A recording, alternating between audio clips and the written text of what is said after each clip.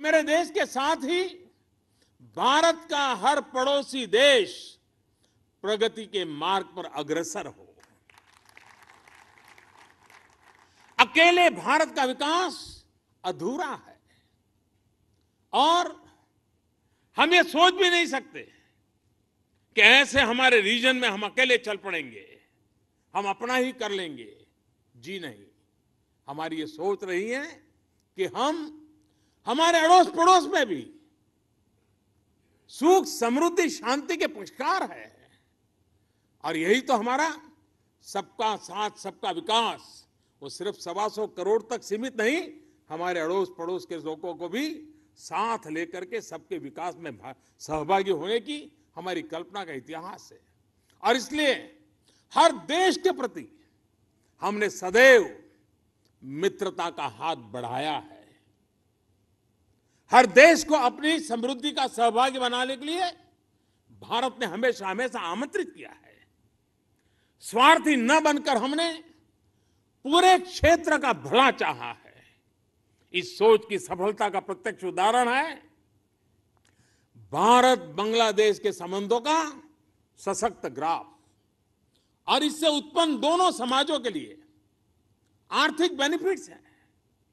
हर क्षेत्र में, चाहे आर्थिक हो, राजनीतिक हो, इंफ्रास्ट्रक्चर बिल्डिंग हो, इकोनॉमिक कनेक्टिविटी हो, एनर्जी सिक्योरिटी हो अथवा सिक्योरिटी का विषय हो, या फिर कई देशों से लंबित, कई वर्षों से लंबित लैंड बाउंड्री तथा मैरीटाइम बाउंड्री का डिस्प्यूट सेटलमेंट का मुद्दा हो, हर क्षेत्र में हमारा सहयोग परस्पर शांति, साझा विकास, आपसी विश्वास तथा क्षेत्रीय विकास की सोच की सफलता के टेंजिबल प्रमाण है।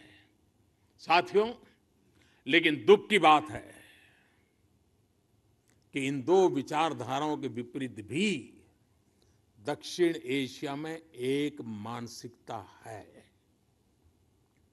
ऐसी सोच जो कि आतंकवाद की प्रेरणा तथा उसकी पोषक है। ऐसी सोच जिसका वैल्यू सिस्टम मानवता पर नहीं अपितु हिंसा, अतिवाद, आतंक पर आधारित है, जिसका मूल उद्देश्य है टेररिस्ट द्वारा टेररिज्म फैलाना। एक ऐसी सोच जिसके नीति निर्माताओं को मानववाद से बड़ा आतंकवाद लगता है, विकास से बड़ा विनाश लगता है, सृजन से बड़ा संहार लगता है, विश्वास से बड़ा विश्वासघात लगता है। यह सोच हमारे समाज के शांति तथा संतुलन और उसके मानसिक तथा आर्थिक विकास के लिए सबसे बड़ा चैलेंज है। यह विचारधारा पूरे क्षेत्र तथा विश्व की शांति तथा विकास में अवरोधक है। जहां भारत और बांग्लादेश समाज के आर्थिक विकास की थॉट स्ट्रीम्स में सहभागी है, वहीं हम इसी तीसरी नकारात्मक विचारधारा के विक्टिम भी है।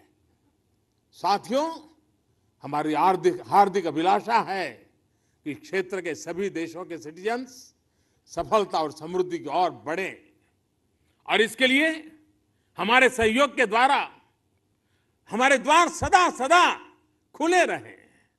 लेकिन इसके लिए आतंकवाद और आतंकवादी सोच का त्याग अनिवार्य है। चाय वाले,